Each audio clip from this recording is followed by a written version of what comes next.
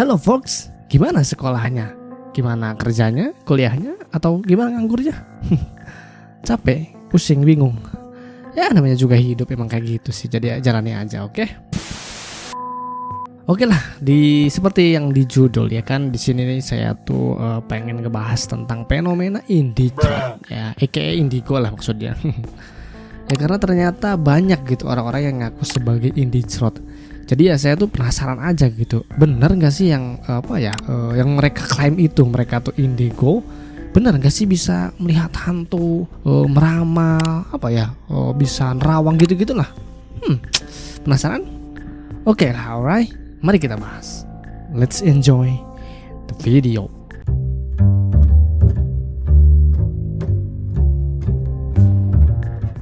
Kita bahas sedikit dulu tentang sejarah indigo, ya kan, dikit aja lah. Jadi sejarah asal mula kata indigo itu konteksnya pada spiritual atau paranormal lah. Dapat ditemukan pada awal tahun 1970-an. Ya istilah ini itu pertama kali dicetuskan oleh Nancy Entef, seorang penulis asal Amerika Serikat yang menggambarkan anak-anak dengan aura berwarna biru tua atau ungu gitulah. Itu disebut indigo. Nah, jadi Nancy juga itu berpendapat bahwa anak-anak seperti ini itu memiliki karakteristik yang unik katanya. Jadi ya seperti punya kecerdasan tinggi, kreativitas, termasuk dari sisi spiritualnya juga lah. Nah, sejauh ini nih kalau kita lihat dari sejarah, ya sebenarnya indie-trot itu digambarkan pada anak-anak spesial, ya kan? Pada anak-anak juga, ya kan, digambarkannya, diarahkannya juga, dilabelisasikannya juga. Tapi ya makin kesini kok kayak gimana ya, kayak makin kemana-mana gitu, makin kesana, makin berubah lah. Akhirnya indie-trot, sebutan indigo itu identik dengan orang-orang yang bisa meramal, lihat hantu, merasakan energi tertentu lah ya katanya, ya kan, kata mereka. Ya pokoknya intinya ada hubungannya dengan mistis gitulah, goib gitulah. Di sini gue akan nge-breakdown ngejelasin dan pakai logika juga kok, tenang aja, oke? Alright. Nah, jadi intinya indie-trot, indigo itu ya bisa dibilang setelah gua riset ya kan, itu bisa klasifikasikan atau dikelompokkan lah kira-kira indie-trot yang kalian kenal, maksudnya entah itu tokoh, public figure yang ngaku indie-trot, atau mungkin teman kalian yang ngaku indie-trot. Ini pasti ada salah satu di antara 3 kategori ini, pasti masuk ke situ lah, pasti gue yakin. Oh ya nih, sebelum ketiga poin yang pengen gue jabarkan. Jadi dari sisi saintis atau penelitian itu belum ada yang bisa membuktikan bahwa tentang indie-trot. Jadi ya omongan-omongan orang indie-trot itu masih berpeluang besar ya hanya bualan semata gitu. Jadi intinya ya belum ada gitu dan belum bisa dibuktikan secara saintis. Ya jadi intinya masih ngambang gitulah. Dan juga saintis juga masih selalu dan pasti dikaitkan dengan kelainan psikologis. Oke, langsung ke poin yang pertama. Menurut gua orang-orang indie-trot yaitu pembohong. Waduh. Ini pokoknya sampai sini kalian harus langsung share video ini ke teman-teman kalian yang mengaku indie-trot, atau tag orang-orang yang siapapun gitu yang ngaku indie-trot. Sekalipun itu public figure, biar denger gitu. Jadi menurut gua yang pertama nih, orang indie-trot itu pasti pembohong. Maksudnya soal indie-trotnya ya bohong, atau lah sorry bukan pembohong. Indie-trot itu bohong. Jadi menurut gua kalau dilihat dari sudut pandang ini nih, ya orang-orang yang ngaku-ngaku indie-trot itu ya bohong aja gitu. Indigo di sini soal mistis ya kan, yang katanya bisa lihat hantu, meramal dan sejenisnya gitulah. Nah, pasti kalian bertanya-tanya ya kan, kenapa gua menganggap mereka bohong. Nah, jadi gini nih. Kenapa mereka bohong? Itu bisa jadi ada beberapa hal. Bisa jadi karena butuh perhatian. Jadi mungkin orang-orang kayak gini tuh insecure, nggak diperhatikan dan pengen butuh perhatian, butuh pengakuan, merasa diri nggak punya kelebihan, nggak punya keunikan ya. Makanya, dan ditambah juga mereka mungkin kurangnya teman gitu. Jadi mereka butuh sesuatu yang unik, keren dan disukai, diakui lah. Jadi intinya butuh pengakuan gitulah. Ya paling tinggi-tingginya harapannya gitu, mereka mungkin bisa terkenal, viral, dan banyak disukai orang, diundang sana sini. Ya paling kayak gitu sih. Jadi ya apa yang mereka omongkan soal mistis seperti di sini saya bisa melihat ini tuh, merasakan aura itu, ya hantu lah apalah, ya itu bohong semata. Karena ya mereka tuh suka dipuji, pengen disebut sakti, hebatnya gitu lah. Intinya tujuan mereka bohong itu pengen ada pengakuan lah, pengen dianggap oleh orang lain. Karena ya kalau nggak kayak gitu mereka tuh kayak ngerasa bukan siapa-siapa, dan pada akhirnya mereka tuh menjadi seolah-olah menjadi indigo hanya untuk diakui, disukai, diikuti. Ya, intinya pengen pengen punya posisi lah di mata orang. Jadi seperti itulah. Jadi di poin yang pertama, indigo itu besar kemungkinan bohong. It's bullshit. This is number one bullshit. Oke, masuk ke poin yang kedua. Halu, aka halusinasi. Yap, halusinasi. Jadi ya emang bener ya gitu. Dia itu orang-orang ini Detroit itu, let's say lah mereka melihat hantu, merasakan sesuatu yang entah apalah, aura apa gimana, dan itu real. Apa yang diomongkan oleh mereka ya benar, apa yang sesuai dengan apa yang mereka rasakan dan lihat. Nah tapi poinnya di sini nih, itu semua sebenarnya hanya halusinasi dia.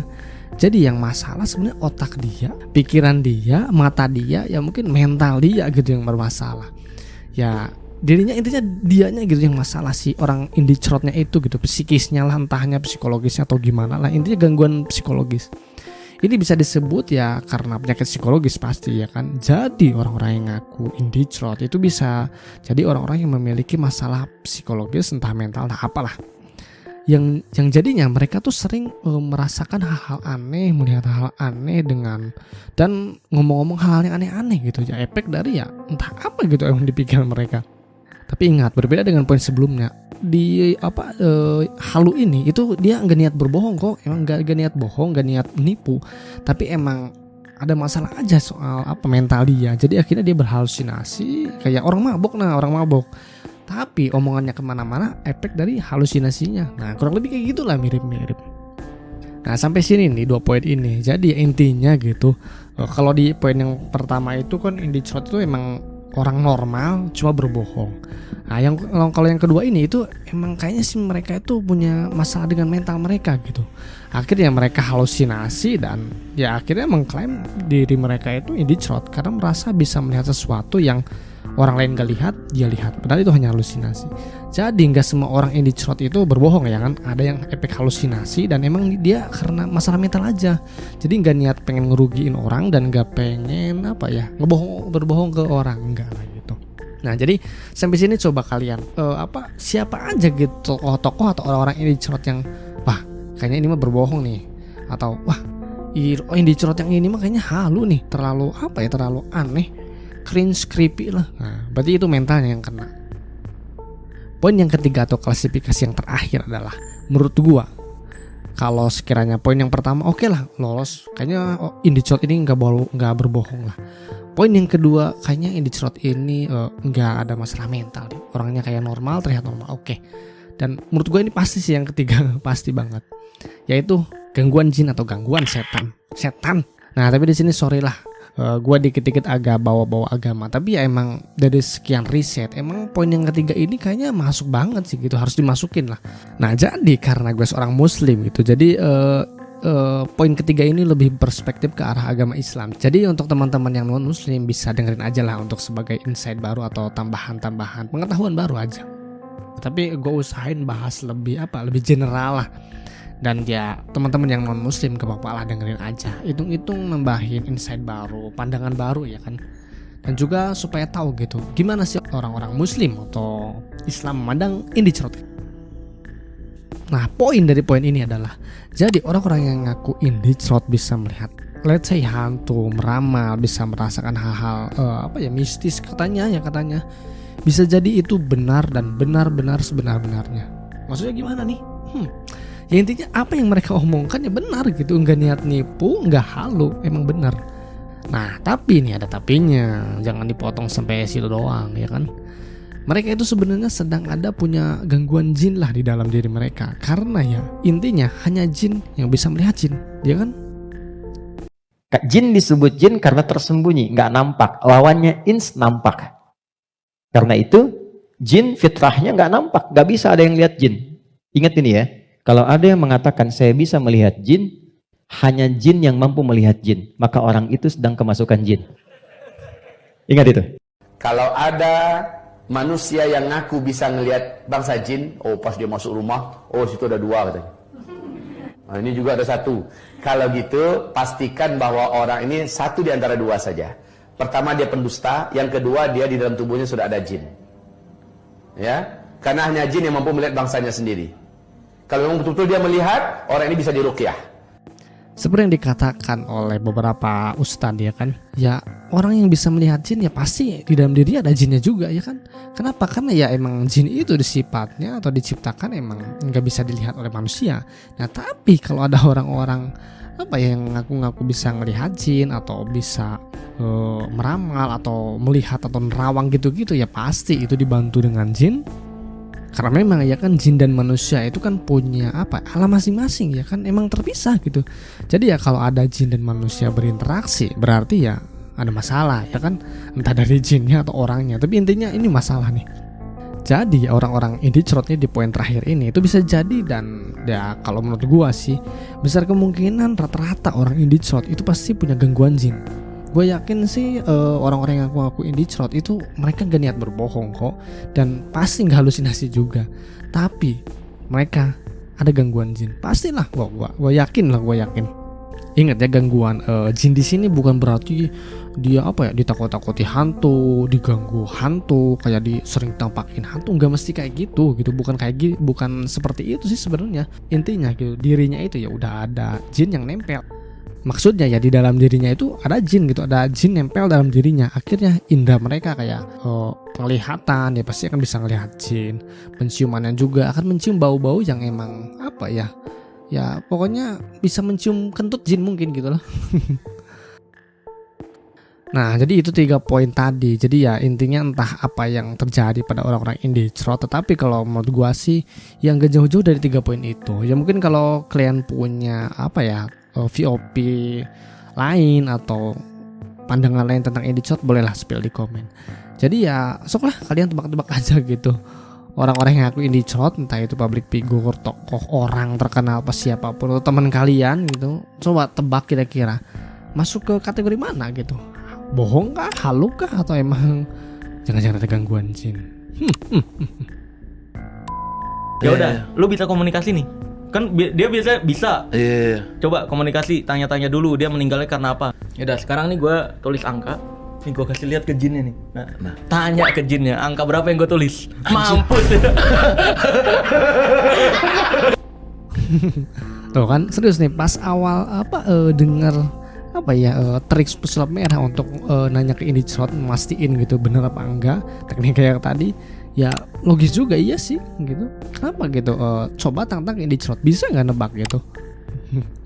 Kalau emang indicrot itu benar-benar bisa lihat hantu atau merasakan hal-hal yang mistis, coba deh cari 2 indicrot lalu suruh datang ke tempat yang katanya angker lah. Tapi satu-satu ya kan, satu dulu, baru itu selesai keluar gantian lah gitu. Nah kalau udah, coba tanya ke mereka satu-satu secara terpisah, tapi coba tanya di situ ada apa, lihat apa. Nah kalau jawaban mereka sama, ya mungkin benar mereka indicrot mungkin. Nah tapi kalau beda jawabannya, ya fix lah mereka halu atau bohong. Karena kalau benar ada hantu atau jinnya ya harusnya sama dong ya kan. Ya itu hanya asumsi aja sih, apa ya paradoks aja gitu. Gimana menurut kalian? Masih percaya sama indicrot? Ini tuh sebenarnya bukan soal percaya indicrot atau enggak sih gitu. Karena ya hal-hal yang goib itu kan ada. Cuma itu kan gak bisa diakses atau diketahui oleh orang-orang kita manusia. Nah kalau ada orang yang bisa, ya fix berarti itu gangguan jin. Udah gitu aja sih sebenarnya. Jadi ya indicrot itu percaya nggak percaya sih. Kalau gue percaya indicrot pasti itu karena gangguan jin si indicrotnya. Kalau nggak percaya ya orang bohong dan halu, ya buat apa dipercaya? Oke. Dah lah gitu aja. Kalau kalian punya pengalaman dengan orang-orang indicrot, coba komen hal-hal lucu apa aja gitu yang pernah kalian dengar dan lihat dari kelakuan-kelakuan orang-orang indicrot ini. Dan juga apakah kalian benar-benar percaya dengan orang-orang indicrot atau enggak atau gimana? Coba komen lah pokoknya, komen ramein lah pokoknya di komentar, tag semua lah pokoknya. Semua hal tentang indicrot tag, share juga. Oke, alright. Oke lah, bye. Jangan kelama-lamaan nanti gue diserang sama orang-orang indicrot. Oke, bye, thank you.